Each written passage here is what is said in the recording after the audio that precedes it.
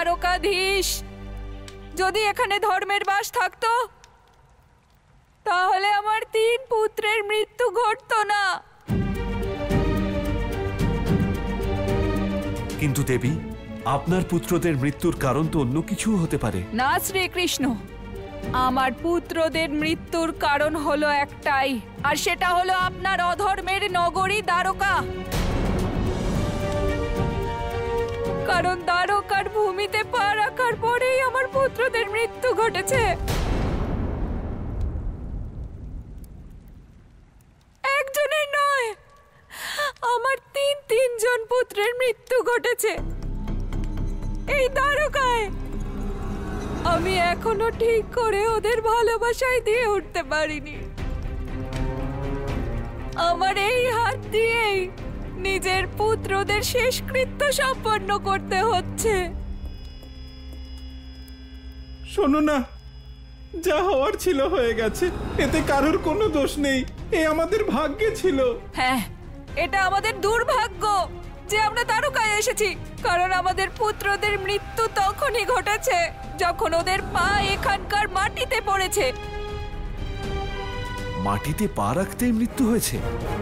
এ কিভাবে সম্ভব? কারণ আপনার এই নগরীতে অনেক অসুরের বিনাশ ঘটেছে। কারণ এই ভূমি ওই পাপীদের রক্তে লাল হয়ে গেছে। এখানে অধর্ম বাস করে। যদি আমার কথা আপনার বিশ্বাস না হয় তাহলে দেখুন আমার এই পুত্রকে। যেই ওর পা দ্বারকার মাটি স্পর্শ করলো সেই মুহূর্তে ও নিজের প্রাণ হারালো। দেবী, আমি আপনার দুঃখ বুঝতে পারছি। কোনো মায়ের পুত্রদের যদি অকারণে মৃত্যু হয়, সেই মায়ের কাছে এর থেকে বড় কষ্ট আর কিছু হয় না। দেবী, আমি আপনাকে কথা দিয়েছি, আমি আপনার দুঃখ অবশ্যই দূর করব, কিন্তু তার জন্য আমায় প্রথম থেকে বলুন এসব কিভাবে হলো, সবিস্তারে বলুন। দ্বারকাধীশ, যদি আপনি শুনতে চান তাহলে শুনুন। আপনার এই দ্বারকার থেকে আমরা অনেক দূরের গ্রামে থাকতাম। যখন আমরা এখানকার ধর্মের কথা শুনলাম তখন আমি আমার প্রথম পুত্রকে নিয়ে এখানে চলে আসি। মা, আমরা কোথায় যাচ্ছি? পুত্র, আমরা কৃষ্ণের নগরী দ্বারকায় যাচ্ছি। কিন্তু মা, আমাদের গ্রাম তো কত ভালো, তাহলে আমরা গ্রাম ছেড়ে কেন দ্বারকায় যাচ্ছি? কারণ পুত্র, দ্বারকা হলো সাক্ষাৎ স্বর্গ। দ্বারকা ধর্মনগরী, আর সেখানে মানুষ রূপে স্বয়ং নারায়ণ থাকেন। তাহলে বাবা, আপনিই যান আপনার নারায়ণের নগরে, কারণ আমি তো গ্রামেই যেতে চাই। পুত্র, তুমি কি শুনেছো শ্রীকৃষ্ণ শৈশবকালে কত দুষ্টুমি করতেন? যার ইচ্ছে কলসি ভেঙে দিতেন, আর জানো সবার গৃহ থেকে মাখন চুরি করতেন। কিন্তু এই কাজগুলো তো খারাপ মা। সেটাই তো কৃষ্ণ সংসারকে শিখিয়েছেন, যে কোনো কাজ ধর্ম অনুসারে করলে তা খারাপ কাজ হয় না। তার মানে আমি যা ইচ্ছে করতে পারি? হ্যাঁ হ্যাঁ, আগে ধর্মকে জানতে আর বুঝতে হবে। তাহলে তো দ্বারকায় গ্রামের থেকেও বেশি আনন্দ হবে। মা, তুমি দেখো, কানাই যেরকম যশোদা মাকে বিরক্ত করত, তার থেকেও তোমাকে বেশি বিরক্ত করব। তাহলে আমিও তোমাকে যশোদা মায়ের মতো বেঁধে রেখে দেব, তারপর দেখবো তুমি কেমন মা মা বলে ডাকো। ওখান থেকে আসার সময় আমরা কত খুশি ছিলাম, কিন্তু আমরা কি করে জানবো যে সেই খুশি আমাদের হারিয়ে যাবে? যে দ্বারকাকে আমরা আমাদের জীবনের লক্ষ্য ভেবেছিলাম, কি করে জানবো আমরা? সেটাই সবথেকে বড় দুঃখের কারণ হতে চলেছে। কিন্তু কি এমন ঘটেছে আপনার সঙ্গে এই দ্বারকায়? দ্বারকাধীশ, আমরা তো দ্বারকাকে ভগবানের নগরী ভেবে আসছিলাম, কিন্তু আমরা কি করে জানবো এই নগরী আমাদের জন্য যমরাজের নগরী হয়ে উঠবে? আচ্ছা ভাই, ধর্মনগরী দ্বারকা এটাই তো? হ্যাঁ ব্রাহ্মণদেব, আপনি সঠিক জায়গাতেই এসেছেন। এটাই হলো প্রভু শ্রীকৃষ্ণের বানানো দ্বারকা নগরী। হে শ্রীকৃষ্ণ, আমি এই ধর্মনগরীতে অনেক আশা নিয়ে এসেছি, আমাদের কৃপা করবেন প্রভু। চলো তোমরা, এই ধর্মনগরীতে প্রবেশ করলেই আমাদের দারিদ্র্য আর সকল কষ্ট দূর হয়ে যাবে। চলো।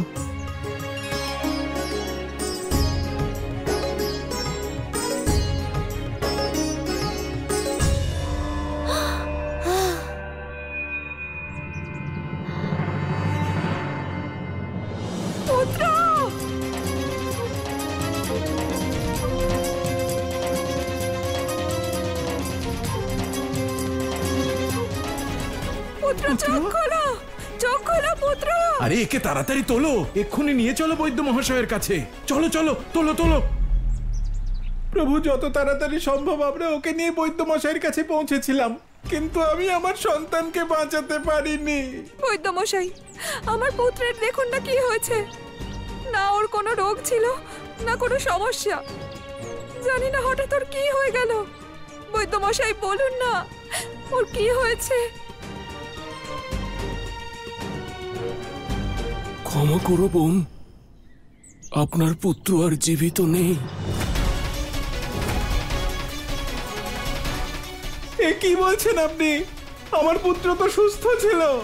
একবার ভালো করে দেখুন না আপনি। আমি আপনাদের কষ্ট বুঝতে পারছি, কিন্তু আপনারা ওকে এখানে আনতে অনেক দেরি করে ফেলেছেন।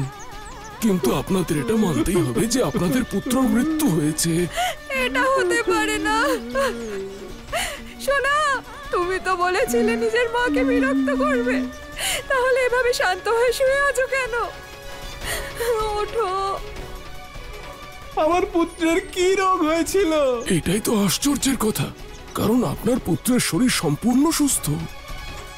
এখন একমাত্র প্রভুই বলতে পারেন ওর মৃত্যুর কারণ কি। বৈদ্যমশাই আমার পুত্রের মৃত্যুর কারণ বলতে পারেননি, কিন্তু আমি বলছি। আমার পুত্রের মৃত্যুর কারণ হলো আপনার দ্বারকা। এখানে অধর্মের বাস, যে কারণে পা রাখতেই আমার প্রথম পুত্রের মৃত্যু ঘটেছে। কিন্তু দেবী, আপনার অন্য পুত্রদের মৃত্যুও কি এইভাবেই হয়েছে, অকারণে? হ্যাঁ প্রভু, কিন্তু এত বড় অনর্থ হওয়ার পরেও আমরা আপনার উপর থেকে বিশ্বাস হারাইনি। নিজের পুত্রের মৃত্যুকে আমাদের পূর্বজন্মের অভিশাপ ভেবে আমরা আপনার ধর্মনগরীতে থেকে গেলাম। কিছুদিনের মধ্যে আমাদের মনে হচ্ছিল এই সত্যি ধর্মের নগরী, কারণ সময়ের সঙ্গে আমাদের দুঃখ ভোলানোর জন্য আমাদের আরেক পুত্র জন্ম নিয়েছিল। কি সুন্দর নাম রেখেছো আমাদের ছেলের, গোপাল। হ্যাঁ, ওকে দেখতেও তো হয়েছে একদম হরির মতোই। আরে কতদিন ওকে আর নিজের আঁচলে লুকিয়ে রাখবে?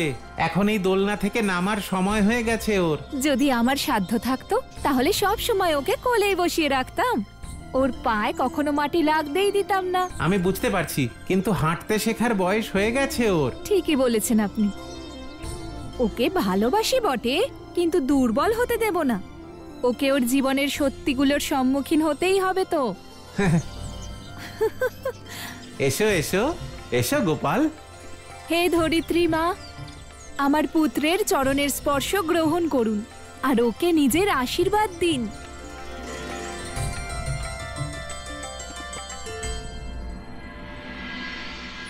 প্রভু, দ্বারকা নগরী আমাদের দ্বিতীয় পুত্রকেও আমাদের থেকে কেড়ে নিল। কিন্তু আমাদের বিশ্বাস দেখুন যে তখনও আমরা এটা মানতে রাজি ছিলাম না।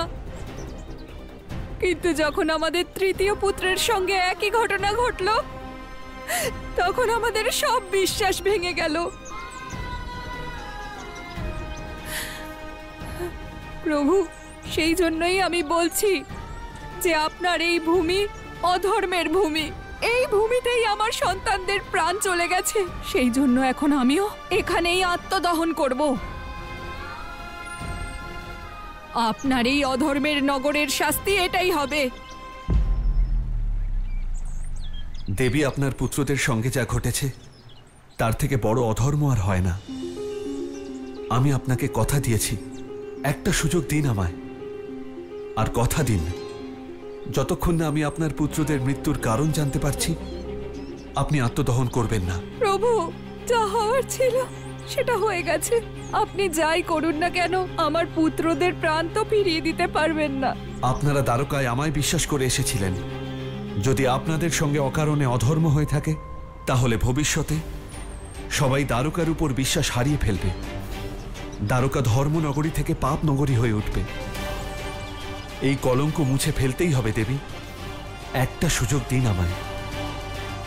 আমি আপনাকে কথা দিচ্ছি, আমি আপনার দুঃখ দূর করবই, আর আপনার কাছে আপনার পুত্রদেরও ফিরিয়ে দেব। আপনাকে একবার বিশ্বাস করে আমরা আমাদের সবকিছু হারিয়েছি, কিন্তু তবুও শেষবারের মতো আপনাকে বিশ্বাস করছি। আপনাকে একটাই অনুরোধ, এইবার আমাদের বিশ্বাস আর ভাঙবেন না, কারণ আমাদের কাছে হারানোর মতো আর কিচ্ছু নেই।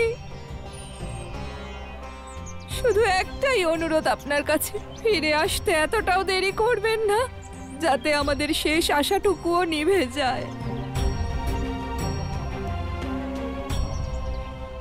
এ কি বলছেন আপনি প্রভু? এমন কি করে হতে পারে? আপনি তো এই সৃষ্টির পালনকর্তা। আপনি থাকতে এসব কিছু। যে দ্বারকায় মানুষ জীবন দান পায়, সেখানে অকারণে কারোর জীবন কিভাবে যেতে পারে? সেটাই তো বুঝতে পারছি না দেবী, কে সে যে এভাবে আমার ভক্তদের প্রাণ হরণ করেছে?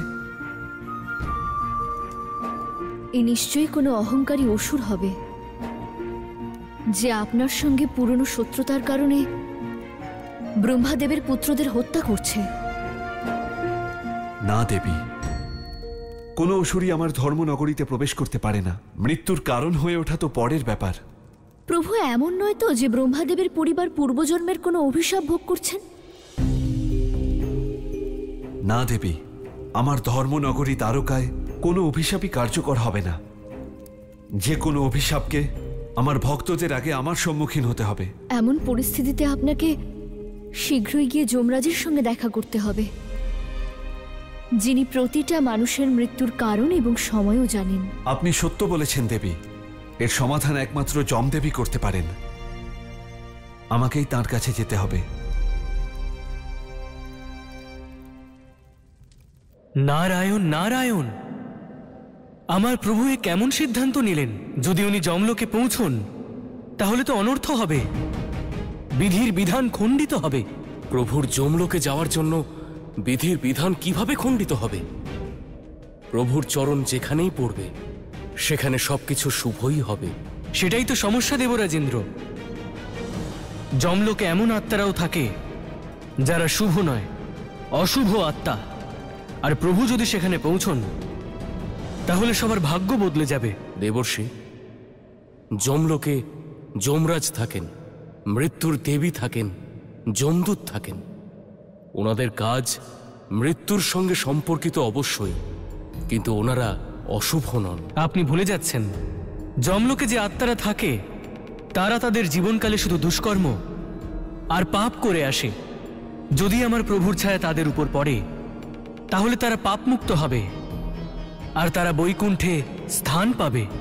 দেবর্ষি, এ তো প্রভুর স্বভাবের অনুরূপই হলো, কারণ যেভাবে উনি পাপের বিনাশ করেন ঠিক সেইভাবেই এইবার উনি পাপী আত্মাদের মুক্তিদাতা হতে চলেছেন।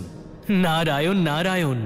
কিন্তু দেবরাজ, এক্ষেত্রে তাদের সাথে অন্যায় করা হবে যারা তাদের জীবনকালে সত্যকর্ম করেছে, কঠিন তপস্যার মাধ্যমে প্রভুর ভক্তি করেছে, তারপরেই ওরা প্রভুর ধামে স্থান লাভ করেছে। আপনি একদম সঠিক বলেছেন দেবর্ষি, কিন্তু এখন প্রভু সিদ্ধান্ত নিয়েছেন, এখন কি হবে? নারায়ণ নারায়ণ। দেবরাজ ইন্দ্র, আমার প্রভুর অপার লীলা, প্রভুর লীলা তো প্রভুই জানেন। মেনে দেখো মহিমা যা, ভক্তি দিয়ে দেখো লীলাতা। নারায়ণ নারায়ণ।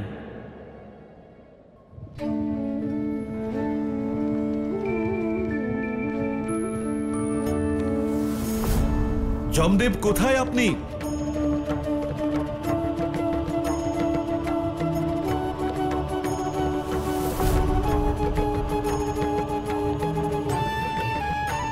যমদেব, কোথায় আপনি? হে প্রভু, আপনাকে ধন্যবাদ যে আপনি যমলোকে এসেছেন। হ্যাঁ প্রভু, আপনার পবিত্র ছায়া পড়তেই আমাদের সকল পাপ সমাপ্ত হয়েছে আর আমরা মুক্তি পেয়ে গেছি। আপনি আমাদের উদ্ধার করেছেন প্রভু। আপনাকে শত কোটি প্রণাম। যমদেব, কোথায় আপনি? প্রভু দাঁড়ান। প্রভু যমদেব, সব ঠিক আছে? আমাকে স্বাগত না জানিয়ে আটকাচ্ছেন? প্রভু, আপনার পবিত্র ছায়া পড়তেই যমলোকের পাপী আত্মারা মুক্তি পেতে শুরু করেছে। এই কারণে আপনার কাছে আমার অনুরোধ, আপনি আর এগোবেন না প্রভু। যমদেব, আমি আপনাকে সংকটে ফেলতে আসিনি। আমি এক প্রশ্নের উত্তর জানতে এসেছি। আমি আপনাকে সব রকম ভাবে সাহায্য করার জন্য প্রস্তুত, কিন্তু যদি আপনি আর কয়েক মুহূর্ত এখানে দাঁড়ান তাহলে আপনার প্রভাবে, আপনার তেজের কারণে, আপনার পবিত্রতার কারণে এখানে থাকা সমস্ত আত্মারা যারা তাদের জীবনকালে অধর্ম করেছে তারা সবাই মুক্ত হয়ে যাবে। ওই দেখুন প্রভু।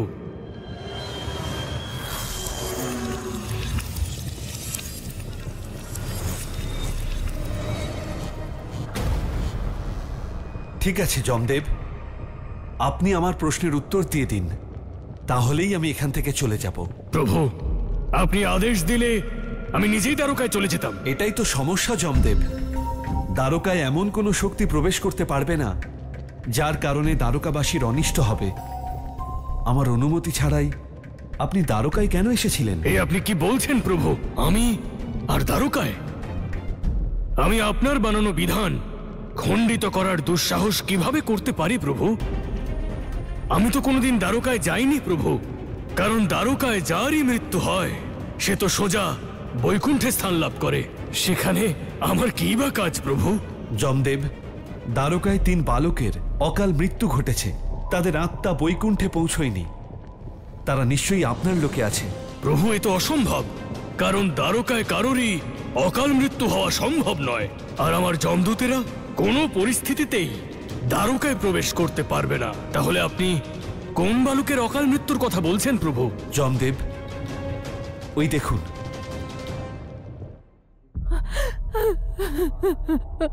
ওই ব্রাহ্মণ দম্পতি, ওই মাতা তার 3 পুত্রকে হারিয়েছেন। স্বামী, সবাই বলে যে কৃষ্ণ ছলনাময়। আমার মনে হয় না যে উনি আমার সন্তানদের ফিরিয়ে আনতে পারবেন। না গো, শ্রীকৃষ্ণ ছলনা করেন অধার্মিকদের বিনাশ করতে। উনি যখন কথা দিয়েছেন তখন আমাদের সঙ্গে হওয়া অধর্মের বিনাশ উনি অবশ্যই করবেন। আমাদের শুধু ওনার উপর বিশ্বাস রাখতে হবে। স্বামী, আমার আর কারোর উপর বিশ্বাস হয় না, না ভক্তির ওপর, আর না ধর্মের ওপর, আর না কৃষ্ণের ওপর। এই পুত্র শোক আমাকে বাঁচতে দিচ্ছে না। স্বামী, আমায় ক্ষমা করে দিন। আমি আর কৃষ্ণের জন্য অপেক্ষা করতে পারবো না। তুমি কি বলতে চাইছো বলো তো? আমায় ক্ষমা করুন স্বামী, আমাকে আত্মদহন করতে যেতেই হবে। না না, যেও না। এটাই আমার সমস্যার কারণ। এর কারণ আমায় খুঁজে বের করতে হবে, এই সমস্যার সমাধান করতে হবে, না হলে আমার দ্বারকা কলঙ্কিত হয়ে যাবে। বলুন যমদেব, ওই বালকদের মৃত্যুর কারণ কি? তাদের আত্মাই বা কোথায়? প্রভু, এ বিষয় তো নিশ্চিত যে ব্রাহ্মণ দম্পতির সন্তানদের আত্মা যমলোকে আসেনি। তাহলে ওদের আত্মা কোথায় যেতে পারে তা জানার জন্য একটা পথ আছে। কোন পথ যমদেব? সময়কালের পথ প্রভু। যে কালে, যে মুহূর্তে এই ঘটনা ঘটেছে, সেই সময়, সেই মুহূর্ত এই প্রশ্নের উত্তর দিতে পারবে। আর তার জন্য আমাদের চিত্রগুপ্তের কাছে যেতে হবে প্রভু। ঠিক আছে, দ্বারকায় আর কোনো অনিষ্ট ঘটার আগেই আপনি আমায় ওনার কাছে নিয়ে চলুন। আপনার কৃষ্ণের কথায় আমি থেমে গেছিলাম, কিন্তু এখন আর নয়। দাঁড়ান আপনি।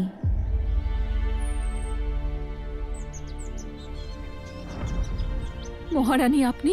আপনার জায়গায় অন্য কেউ থাকলে তারও বিশ্বাস এভাবেই ভেঙে যেত, অবশ্যই ভাঙত। আজ আমি এখানে একজন মহারানী হিসেবে নয়, একজন নারী হিসেবে এসেছি আপনাকে এটা বলতে, শ্রীকৃষ্ণের প্রতি বিশ্বাস হারাবেন না, ওনার উপর বিশ্বাস রাখুন আপনি। আজ পর্যন্ত এমন কখনো হয়নি যে উনি প্রতিশ্রুতি দিয়েছেন আর সেই প্রতিশ্রুতি উনি পালন করেননি।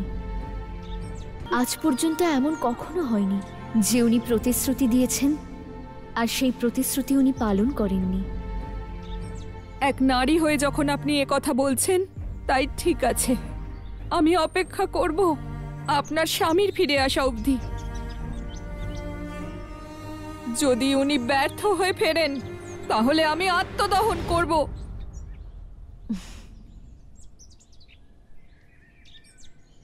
প্রভু, এখন তো এই অনর্থ আমি আটকালাম, কিন্তু আপনি দেরি করবেন না, কারণ কারোর সঙ্গে দেরিতে ন্যায় হওয়াও তার সঙ্গে অন্যায়। আপনি শীঘ্রই একজন মায়ের মমতাকে রক্ষা করুন প্রভু। প্রভু, সংসারের সমস্ত কেটে যাওয়ার সময় লেখা থাকে এই পুস্তকে। বলুন আপনি, ওই বালকদের মৃত্যুর কারণ কি, আর তাদের আত্মাই বা কোথায়?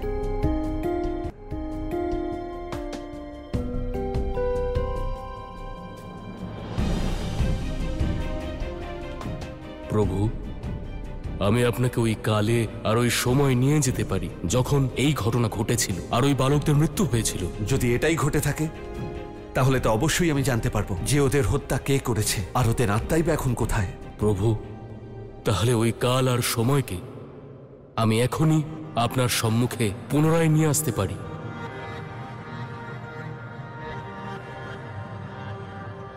এই দেখুন প্রভু,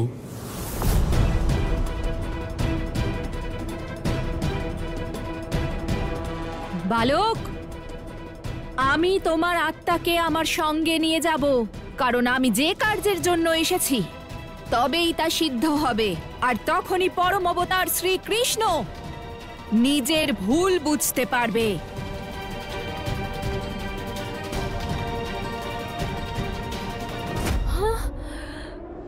পুত্র,